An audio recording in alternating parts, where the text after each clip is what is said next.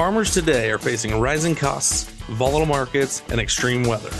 The A Better Way to Farm podcast digs into strategies to help you take control of farm inputs and maximize profit so your farm can thrive for generations. Remember to take advantage of our free resources at abetterwaytofarm.com. Now, from America's Heartland, here's your host. Hello, Rod here at A Better Way to Farm. Merry Christmas from the whole crew. Today, we're excited. We're going to share day 6 of the 12 days of nutrients. We're going to talk about magnesium. In the last 10 days, we spent 2 days in Columbus, Ohio, 2 days in Sioux Falls, South Dakota, and 2 days in Kearney, Nebraska, doing the fundamentals of agronomy. Every one of them sold out. Happy crowds, people coming up with the opportunity to look at some alternatives, some different things that they can do. And we know that with the farm economy the way that it is right now, we're looking for some ideas. And so it's been a lot of fun to do those, but today we're going to dive in here and talk about magnesium. First thing I do is I look at my roll of the essential nutrients that I printed off when we first started doing this, clear back in 2016, and we've been doing this for a really long time. And it's always fun to dig and get new material and see what we can learn and see how it plays into all the other things that are going on in the world right now.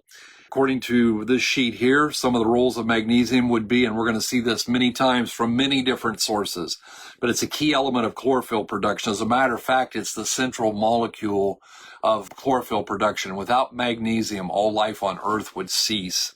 It improves the utilization and the mobility of phosphorus, so obviously it impacts that. It is an activator of many plant enzyme systems. It is directly related to grass tetany, and we'll talk about why that is here in a little bit. It will decrease the iron utilization in plants, and it will influence the earliness and uniformity of maturity. And so there's a lot of things that we know that it does. We know that it's super important. We know that we can have too little. We know we can have too much. Here's the weird thing. We can have too much in our soil and end up with too little in our plants. And so that's kind of the real question as we start trying to manage this. And living proof, guys, as to why all of the answers to yield are not NPK, NPK, NPK. There are a lot of other things that go into that, and we need to be addressing those. Yes, we do love Christmas. That's the clock going off at the top of the hour there with a short Christmas carol. And I hope that you guys have dug out your favorite sweater. Today we're running Rudolph, and that's always a favorite of the season too, is to have a little bit of fun and get into the Christmas spirit. We want to encourage you guys to do the same thing. As we look at Mulder's Ball and we look at the different nutrients that are really impacted along with magnesium, we know that too much nitrogen really hurts us on magnesium levels. We know that magnesium and phosphorus have a correlation, and too much of one can hurt the other. Applying more phosphorus can increase the need for magnesium. Having the right amount of magnesium will put more phosphorus into the plant. Those are all things that we're well aware of. We are well aware of the fact there's a relationship between calcium and magnesium, and we know that there is a relationship, and it is mostly a hate relationship between magnesium and potassium. We've known that for a long time, and it's one of the things that we've used to make guys a lot of money. When I was out in Kearney, I looked at multiple soil tests from growers, and guys, here's the deal. When your K level in parts per million is greater than your mag level in parts per million, you will probably be magnesium deficient. And people say, well, I'll just fix that. The fix-it rate is very expensive. And I looked at soil tests out there. They were very high in potassium and very high in magnesium, and yet because those two fist fight for absorption spots into the plants, so putting on a bunch more magnesium probably isn't the answer. What are we going to do? A lot of things that we try to fix in our soil we should be farming around. It's very inexpensive to apply a pint of magnesium in the seed trench and meet that need so that you don't have that magnesium deficiency. But Mulder's chart is always a grand thing, and I just want you guys to take a stab at that. Print that baby off of the internet and see what you can come up with there, and things that will help you gather up what it is that you need to do. So as we start looking at the magnesium here from some of our sources, and we start with the fertilizer handbook, one of our favorites comes from the Fertilizer Institute, and as we grab information here on this, guys, it's really important that we know what all these nutrients do. And it's really important we understand how they impact the others, and it's really important that we address these needs, and that's why the soil test is so important. But deficiencies are most frequent on acid coarse texture soils under high annual rainfall. Some magnesium deficiencies are reported on soils high in calcium or potassium due to the competitive effect of these elements. Grass tetany of livestock can result from grazing forages low in magnesium. The most common source of magnesium is dolomitic lime, which can contain up to 12% magnesium.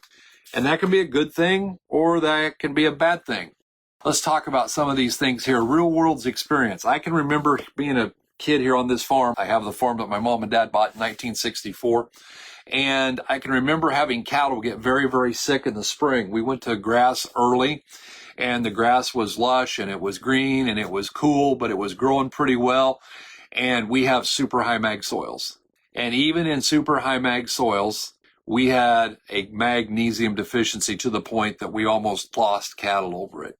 And this happens in corn too. Having super high mag does not ensure magnesium in the plant. And so that's where the tissue testing comes in to pay attention. For our cattle, we just supplemented with a high mag block. Putting more magnesium on the soil was absolutely the last thing we needed to do. It was so high that it was tying up with other things and wasn't becoming available until it warmed up. We look at these interactions again, and we know that potassium and calcium will depress. If they have high levels of potassium and calcium, it's going to depress boron and it's going to depress magnesium absorption. When we really put on a lot of nitrogen, we put on too much in, we know that hurts our magnesium. And then we know because we put on too much in, now we've got to put on too much potassium. And when we do that, we depress the amount of magnesium and the amount of boron that we can get into the plant.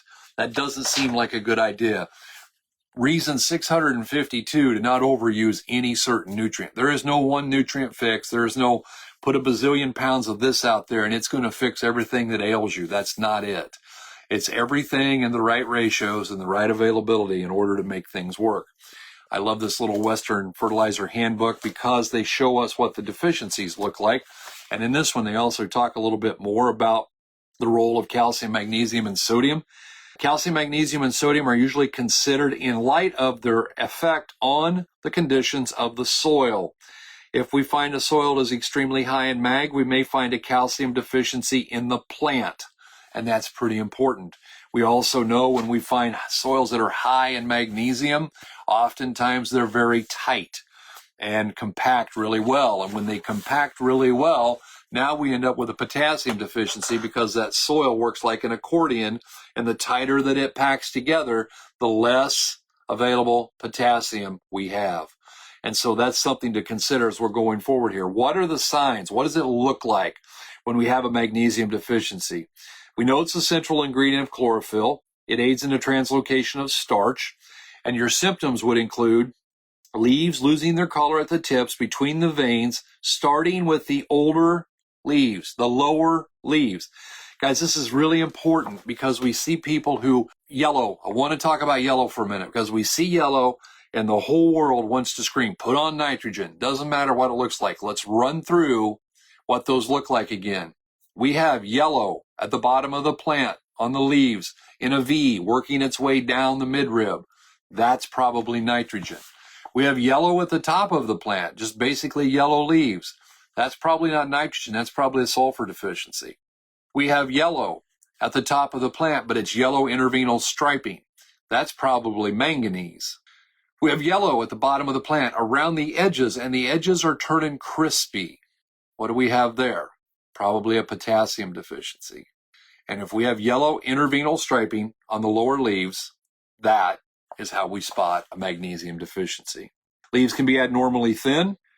Leaves of the plant can be brittle and have a tendency to curve upward because that lack of magnesium is making them curve as they grow there. And that's some of the things that you're looking for. But guys, I really encourage the tissue testing. Don't wait till you have visual confirmation that you have a problem because that's going to cost you way too much money.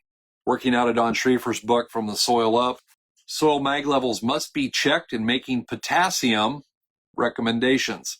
High potassium applications in soils that are marginal in magnesium can cause a magnesium deficiency in the crop. The potassium to magnesium ratio appears to be quite important.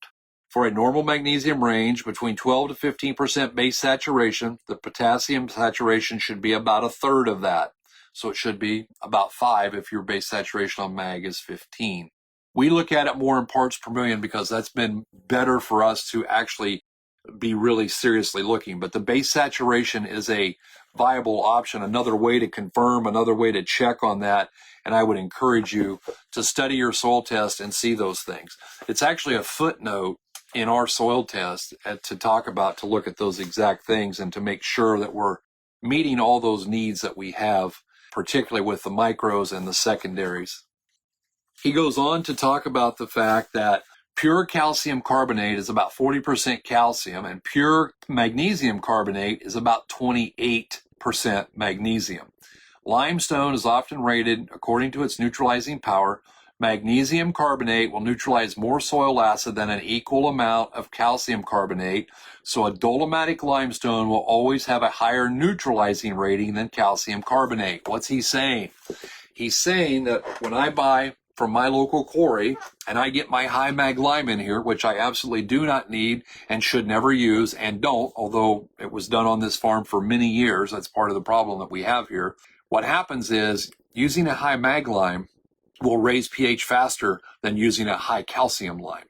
And so when I get into my situation here, when I started this last time, we started correcting pH on this farm that we just bought across the road.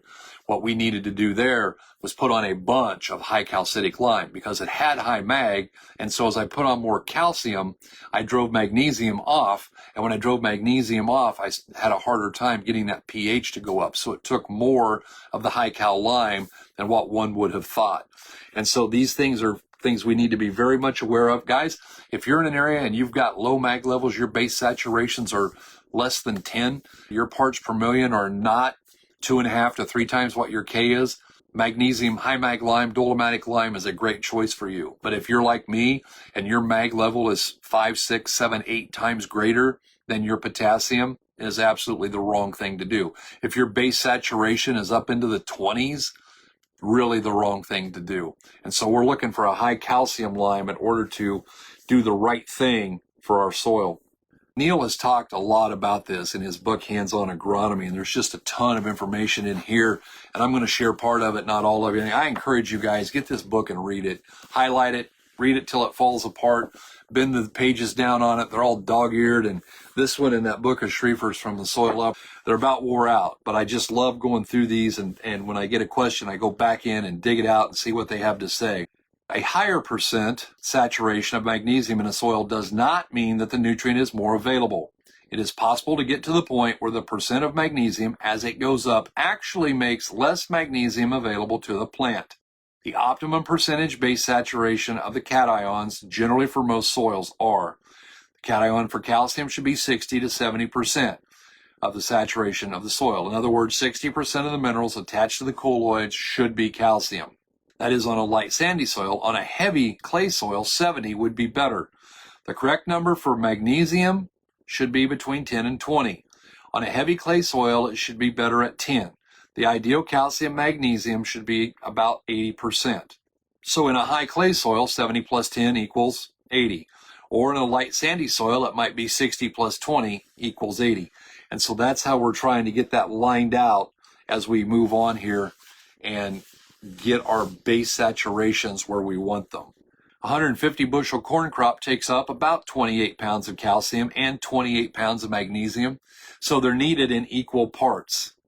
And so we want to make sure that we're providing what that plant needs, and we want to have it in a plant available form. Again, high base saturations do not ensure that you're going to have the available magnesium there that you want, and we really encourage the tissue testing and look at those soil tests and see if we can predict a magnesium deficiency coming. An excess of magnesium, as well as an excess of nitrogen in the soil, will initiate the process which will prevent crops from growing dry and nutritionally ripe, which is a major goal of every farmer. So guys, if we're having trouble with dry down in the fall, we might want to take a look and say, do we have too much magnesium in here? Do we need to try and do something to drive some of it off? Do we need to be looking at some gypsum? Do we need to be using some high cal lime? Do we need to be paying attention to that? If we're having trouble getting our crops to dry down, is it because we're using too much nitrogen? Guys, more nitrogen is not the secret to making the angels sing. The right amount of nitrogen is the secret. He goes on to say that clay soils high in mag and low in calcium will cement together tightly and are subject to compaction, clotting, and crusting over. That will prevent the intake of water and the recovery of capillary water during the dry seasons. Guys, life's simple. Figure out how it works and get on the right side of it. And too much magnesium is the wrong side, and it is not going to make anything work right, and it's going to cost us some significant income. High mag and low calcium permits organic residue to decay into an alcohol, which is a sterilant to bacteria. Guys, we're all about carbon. We're all trying to save more carbon. We're trying to drive more oxygen in the soil. We know CH and O. Those are really the biggest three nutrients. It's not NPK, it's CH and O. And how are we going to do that? Well, one of the things we don't want to do is have super high mag and low calcium, because that's going to have that organic residue turning into an alcohol. That's going to sterilize the soil and kill those bacteria. And if we're trying to raise our carbon levels, that is not the way we want to go about it.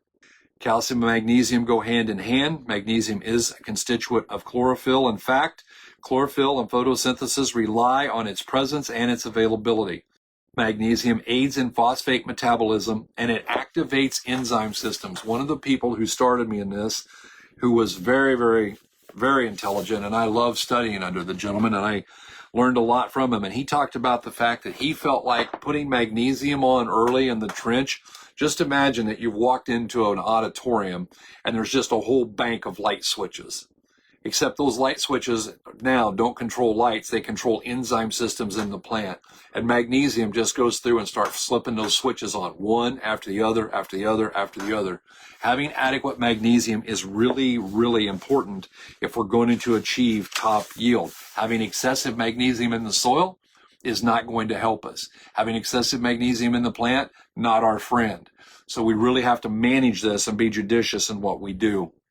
Too much magnesium in the soil prevents the plant from getting enough mag. So we go over this again and again. Guys, I'm going to keep repeating this because it's really important. Because we get people to look at the soil test, go, oh, you're good, you got it made, don't worry about it. And you very much may not have it made. You may have a problem that really needs to be addressed, and we want to stay on top of this because it's how you're going to achieve that next level of yield. The first order of business is to see whether magnesium is above 10 and below 15. If we have 68% calcium and 12% magnesium and plenty of phosphorus with adequate potassium and sulfur and trace elements, it only takes a smaller amount of nitrogen to produce corn. Guys, one of the keys to reducing the nitrogen use in our corn is to have everything else correct.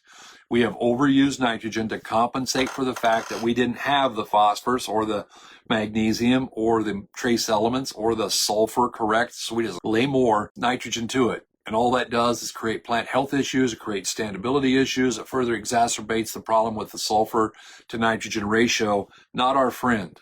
We want to get everything correct and do the right thing. A deeper look into every living body, including the human body, discovers the fact that nothing can live without calcium and magnesium. It has been proved that calcium is the most important element of all the plant food elements. However, magnesium is not far behind it. Again, he says the same thing. Here's these functions. It's a mineral constituent of chlorophyll. It's active in photosynthesis.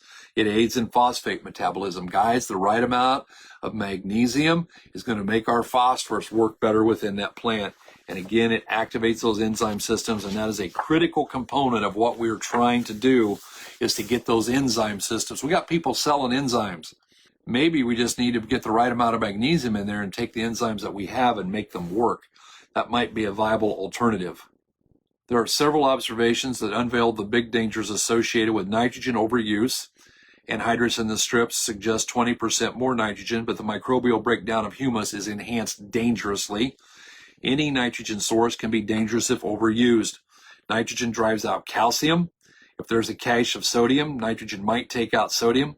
Otherwise, it takes out calcium, but nitrogen never takes out magnesium. But as the nitrogen leaches downward, the passenger status of calcium is assured. So if we're fighting high mag soils, we use too much in, now all of a sudden the calcium goes out, and that's going to raise the base saturation. As the base saturation rate of calcium goes down, for instance, he says if you remove 10% of your calcium by a nitrogen oversupply, that will increase your magnesium level by 10%. That's one of the reasons that too much nitrogen has a reputation for tightening soils. We don't want to do that. We don't want to overuse any nutrient as far as that goes. There is a Midwest theory that potassium gets around in water and finally gets trapped in between the soil colloids, and it can't get loose till something is done to change the soil chemistry. In that form, it is unavailable for plant use because the soil colloid has trapped the potassium. Perhaps this is why whenever mag gets higher and higher, the soil gets tighter and tighter, and potassium availability gets lower and lower. Too much of anything is going to hurt us. If you bring your magnesium level down, the soil will loosen up, and you can actually start to release potassium that is trapped in between the soil colloids. So guys, if we have too much mag, it's artificially depressing our K readings. Now we're putting on way too much K. We put on more potassium chloride. What does that do? Packs the soil tighter. The tighter the soil gets, the less K we have available. Listen to the potassium paradox. This is a small used nutrient, but it's huge in importance. And we want to make sure that we're doing the right thing with it. We have to be very careful to not let it get away from us. And guys, to some of us, we've already got a problem. God just put too much mag in our soils. And when that happens, then we have to farm around it. Too much mag is going to create the need possibly for some foliar feed magnesium. It's going to create the need for some row applied potassium, and we know that. Magnesium deficiency will cause those strips in the veins, and sometimes it can even have a purplish color on the underside of the lower leaves. Here's what I want to point out to you. This symptom, loosely speaking, is a magnesium deficiency. Technically, what it is a nitrogen toxicity. And magnesium is the antidote for pulling out the nitrogen by forming magnesium nitrate that is then flushed out of the plant, making the symptoms disappear. Symptoms may disappear after a single nutrient fix, yet the cause behind them usually remains. So when we have low mag levels, when those plants are showing that low mag, we have literally a toxicity to nitrogen. And it's funny because I get guys going, whoever they're dealing with, oh man, you got to be careful with copper, it's toxic. You got to be careful with boron, those are toxic. I have never seen a boron toxicity, and I've never seen a copper toxicity in a plant. I'm not saying they don't exist. I'm saying I've never seen them on a soil test, a tissue test, or visually in a field. I have seen this exact thing, which shows up as a magnesium deficiency, and it is actually what? A nitrogen toxicity, because we don't have enough magnesium to take out the excess nitrogen, and now that has become toxic under the plant. Everything, guys, in due time, everything in the right amount. Guys, we love doing these 12 days of nutrients. We love the Christmas season. We hope that you're getting prepared for a fantastic holiday. Tip to the men that are listening, Christmas is coming up. It comes every year on December 25th. Go buy your wife a present. Buy her something nice just because she puts up with all of us. And guys, it takes a very special person to be in agriculture, and we know that. We appreciate all of you because we know that you are hands-on in ag every single day. And we so much love working with you. We love talking about the different nutrients, and hopefully you're finding things that you guys can learn to ask better questions, that you can make some decisions that will make you more money. As we move forward, we'll be working on the last 6 days of the 12 days of nutrients. Just a shout out, we still have 2 fundamentals of agronomy left. We're going to be in Wisconsin, and we're going to be in Bettendorf, Iowa. And I think each one of them have just a handful of seats left. I fully expect them to sell out. If you're interested, you can text Karen at 641-919-5570, and somebody from the team will call you today. Make no mistake, yes, we work Saturdays. We don't work on Sundays, although I may do one of the days of nutrients just to share some information, but we don't work on Sundays. But Saturdays, yes, sir, we do work. Guys, thank you for tuning in. We hope that this finds you doing well. We hope you have a very Merry Christmas season, and we really do hope you're having a better day.